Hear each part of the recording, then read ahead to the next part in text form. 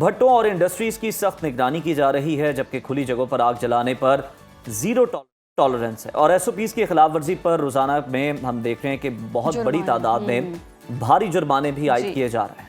और सीनियर वजीर के मुताबिक सूबे भर में स्मोक इमरजेंसी स्क्वाड्स 24 घंटे फील्ड में मुतहरिक हैं। ट्रैफिक पुलिस की स्पेशल एंटी स्मोक ड्यूटियां बढ़ा दी गई हैं और धुआं छोड़ने वाली गाड़ियों के खिलाफ क्रैकडाउन भी तेज कर दिया गया है। जबकि दूसरी जानिब कराची की सूरत हाल भी कुछ बेहतर नहीं है। शहर की फ़ज़ा तेज़ी से मुज़र सेहत होती जा रही है और एयर क्वालिटी इंडेक्स जो है वो ख़तरनाक हदों को छूने लगा है।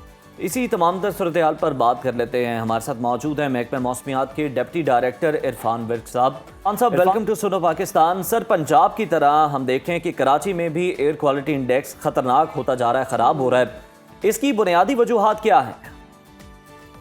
देखिए, जो एयर क्वालिटी इंडेक्स होता है, ये जो पोल्यूटेड पार्टिकल्स होते हैं हमारी हवा के अंदर, वो होते हैं। इसकी बुनियादी वजह यही है कि हमारे यहाँ जो बहुत ज़्यादा दरख्तों का कटाव हुआ है पहले, जिसकी वजह से जो है ना वो अर्बनाइजेशन ज़्यादा हो चुकी है। आपका एग्रीकल्चर लैंड भी काफ़ी कम हो गई है। इसी तरह जो हमारे जो हमसाया मुल्क हैं साउथ एशिया में, वहाँ पर भी ऐसी सिचुएशन है। और कोल की भी इंडस्ट्री लगी है। तो हमारे यहाँ जो ऊपर हवा के अंदर पोल्यूटेड पार्टिकल्स हैं, उसकी मकदार इधर आके, क्योंकि आगे माउंटेन्स हैं, हमारे आगे हिमालयाज रेंज है, जिसकी वजह से ये जो पोल्यूटेड पार्टिकल्स हैं इधर रुक जाते हैं हवा के ऊपर, और ये वो रहते हैं, जिसकी वजह से जो जब सर्दियाँ आती हैं तो ये नीचे आ जाते हैं सरफेस के ऊपर, तो जिससे जो ये पोल्यूटेड पार्टिकल्स जो है ना स्मोक हमें नजर आती है विंटर। अच्छा इरफान साहब, हवा के बदलते पैटर्न्स पाकिस्तान में फ़ज़ाई आलूदगी में कितना बड़ा किरदार अदा कर रहे हैं? देखिए, ये जो मौसमियाती तब्दीली की वजह से जो बारिशों के पैटर्न जो चेंज हो रहे हैं, ख़ास तौर पे जो बारिशें हुआ करती थी पहले अक्टूबर तक जाया करती थी, अब अक्टूबर में भी ही ड्राई रहना शुरू हो गया है। और नवंबर जो है ना वो ऑलरेडी ड्राई होता था, और आगे जो दिसंबर है वो भी हम देख रहे हैं कि पिछले 5 सालों से जो है इतनी ज़्यादा बारिश नहीं हो रही। तो ये जो मौसमी तब्दीली आ रही है, इनके जो पैटर्न चेंज हो रहे हैं मौसम की, ये भी एक वजह है कि ये पोल्यूटेड पार्टिकल्स जो होते हैं ये सब साइड नहीं करते, यानी कि जब बारिश होगी तो ये नीचे बैठ जाएंगे, तो बारिश नहीं होती जिसकी वजह से ये नीचे नहीं बैठते, इसलिए ये कभी मशरक की तरफ चले जाते हैं, कभी ये मगरब की तरफ आ जाते हैं। जब ये मशरक की तरफ जाते हैं तो ये इंडिया वाली साइड पे ज़्यादा हो जाता है, जब ये मगरब की तरफ आते हैं तो ये पाकिस्तान के जो मशरकी इलाके हैं उनमें जो है ना ये आ जाते हैं ज़्यादा। अच्छा इरफान साहब, क्या कराची में भी लाहौर की तरह कोई स्मॉग इमरजेंसी या खुसूसी मॉनिटरिंग प्लान जो है वो बनाया जा रहा है, या आपके डिपार्टमेंट से डिस्कस किया गया है? और कराची की मतलब सूरत हाल हम समझ नहीं पा रहे हैं। मतलब यहाँ पे तो कहा जाता है ना कि भारतीय पंजाब से या फिर दिल्ली से कुछ इस तरह की आलूदा हवाएं हैं जो कि दाखिल होती हैं। कराची में क्या मामला? देखिए, जो बड़े शहर होते हैं, जो मेट्रोपॉलिटन सिटीज़ हैं, वहाँ पर ऑलरेडी जो है ना वो ऑटोमोबाइल इंडस्ट्री भी होती है, दूसरी इंडस्ट्री भी होती है, तो वहाँ पर ऑलरेडी जो पोल्यूटेड पार्टिकल्स होते हैं वो मौजूद होते हैं।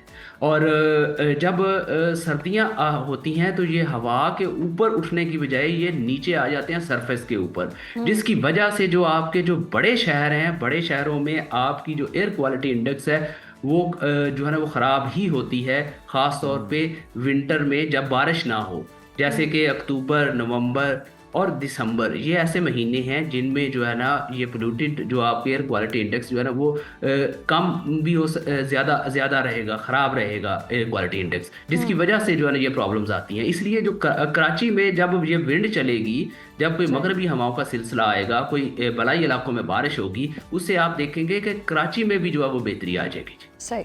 अच्छा इरफान साहब, सीनियर वज़ीर पंजाब मरियम औरंगज़ेब ने खबरदार किया है कि आइंदा दिनों में मशरकी हवाओं के ज़रिए भारतीय शहरों की आलूदगी जो है वो लाहौर की फ़ज़ाओं को दोबारा बुरी तरह मुतासर कर सकती है। तो लाहौर की फ़ज़ा मज़ीद कितनी ख़तरनाक हो सकती है, और जो हम एयर क्वालिटी इंडेक्स देख रहे हैं वो कितना ऊपर जा सकता है? देखिए, अभी भी एयर क्वालिटी इंडेक्स 300 से 400 की रेंज में है, और आने वाले वक्त में ये है कि जैसे ही इंडिया वाली साइड से थोड़ी सारी हवा आएगी, लेकिन वो 1-2 दिनों के लिए होगी, 2 से 3 दिन के लिए होगी, वो ज़्यादा नहीं होगी कि वो बहुत प्रोलॉन्ग करे। तो वक्ती तौर पे जो एयर क्वालिटी इंडेक्स है इसकी जो है मकदार थोड़ी सारी बढ़ सकती है, लेकिन ये चंद दिनों के लिए होगा, उसके बाद ये नॉर्मल हो जाएगा और एयर क्वालिटी इंडेक्स थोड़ा सा फिर कम हो जाएगा, फिर वो नॉर्मल पे आ जाएगा। लेकिन एयर क्वालिटी इंडेक्स बिल्कुल ख़त्म हो जाए ये नहीं होगा जब तक बारिश नहीं होती।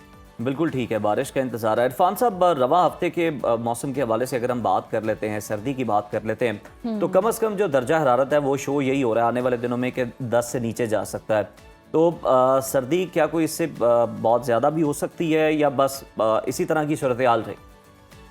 देखिए, अभी बारिश के चांसेस तो नहीं है, आने वाले दिनों में कोई बारिश नहीं है, लेकिन ये अभी जो टेम्परेचर है, क्योंकि अभी हवा जो है वो हमारे बिल्कुल नॉर्थ से आ रही है, शुमाल से आ रही है, जिसकी वजह से हमारे जो प्लेन एरियाज हैं, मैदानी इलाके हैं, वहाँ पर भी टेम्परेचर थोड़ा सा कम हो रहा है। जैसा कि आज अगर देखा जाए तो आज इस्लामाबाद में 4 डिग्री सेंटीग्रेड गया है और लाहौर में भी जो है ना वो 10 डिग्री सेंटीग्रेड से कम हो गया। आने वाले दिनों में ये सर्दी जो होगी 2 से 3 रोज जो है ना वो टेम्परेचर जो है ना आपके कम रहेंगे, लेकिन उसके बाद जो है ना वो टेम्परेचर फिर नॉर्मल हो जाएंगे। सही, टेम्परेचर फिर नॉर्मल हो जाएंगे। इरफान साहब, स्मोक या आलूदा फ़ज़ा के दौरान शहरियों को कौन सी एहतियाती तदाबीर अपनानी चाहिए, कौन से इक़दामात जो हैं वो लाजमी करने चाहिए? देखिए, जो स्मोक है इससे जो है सांस लेने में मुश्किल होती है, गला खुश्क हो जाता है, तो इसलिए जब ये लोग बाहर निकले स्मोक के दौरान तो मास्क का इस्तेमाल करें और इस दौरान में पानी या मशरूबात जो हैं उनका ज़्यादा इस्तेमाल करें, क्योंकि सर्दियों में नॉर्मली यही सोचा जाता है कि पानी जो है ना वो लोग नहीं इस्तेमाल करते क्योंकि सर्दी होती है। तो ये स्मोक अगर हो तो इसमें जो है ना वो पानी लाजमी इस्तेमाल करें, ये आपके लिए जो है ना वो बेहतर। अच्छा इरफान साहब, लास्टली हमें यह भी बता दें कि हुकूमत और मुकामी इंतज़ामिया जो है वो मुख्तलिफ इक़दाम कर रही है, हम देख भी रहे हैं। मज़ीद ऐसे कौन से इक़दाम हैं लॉन्ग टर्म पॉलिसी के लिए? ये तो जो कुछ किए जा रहे हैं उनमें से ज़्यादातर तो शॉर्ट टर्म है। लॉन्ग टर्म के लिए हमें क्या करने की ज़रूरत है ताकि हम ये जो फ़ज़ाई आलूदगी है इसमें कमी ला सके, अगर हम इसे ख़त्म भी ना कर पाए? देखिए जी, मौसमियाती तब्दीली जो है वो अब अगर कोई कहे कि ये रातों रात जो है ना वो ख़त्म हो जाए, ऐसा नहीं हो सकता। मौसमियाती तब्दीली की वजह से हमारा एटमॉस्फेयर जो है वो नॉर्मल से गर्म हो चुका है, वार्म हो चुका है। अब अगर वो नॉर्मल से गर्म हो चुका है तो इसमें लॉन्ग टर्म तब्दीली उसी सूरत में आ सकती है कि जब हम जो एटमॉस्फेयर के अंदर कार्बन डाइऑक्साइड की मकदार को कम करें। ये इसके लिए पॉसिबल यही है कि आप कार्बन सिंक्स का इजाफा करें। तो कार्बन सिंक्स में वन ऑफ द जो है वो ज़्यादा से ज़्यादा दरख्त लगाएं। ये दरख्त जो है ये कार्बन सिंक का काम करेंगे। और जहां पर आप अर्बनाइजेशन करते हैं, जितने एरिया में आप अर्बनाइजेशन करते हैं, कम से कम उसके साथ वेजिटेशन या ग्रीन बेल्ट लाजमी बनाएं, ताकि वो जो आपकी जितनी कार्बन डाइऑक्साइड अमिट हो हवा के अंदर, उतनी कार्बन डाइऑक्साइड जो है ना वो जज़ब भी हो और आपको जो है ना कम से कम एटमॉस्फेयर में जो आपका नेट जीरो हो, जिससे जो है ना ये लॉन्ग टर्म पॉलिसीज हैं, इन पर जो है ना वो सोचना चाहिए। सही, ज़्यादा से ज़्यादा पौधे लगाने चाहिए, ग्रीनरी होनी चाहिए, जिसकी वजह से कार्बन डाइऑक्साइड ज़्यादा होगी और जो फ़ज़ा की आलूदगी है उसमें कमी आएगी। बहुत शुक्रिया इरफान साहब आपके वक्त का।